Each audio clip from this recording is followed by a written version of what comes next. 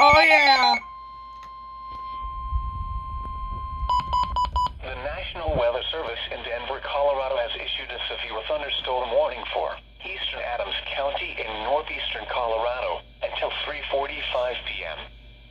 At 3:02 p.m. Mountain Daylight Time, a severe thunderstorm was located 4 miles south of Leader, or 31 miles southwest of Fort Morgan, moving northeast at 20 miles an hour. Hazard, $half-size hail. Source, radar indicated. Impact, damage to vehicles is expected. Locations impacted include Shamrock. For your protection, move to an interior room on the lowest floor of a building.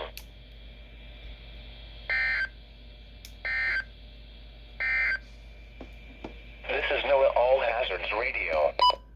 Let's go!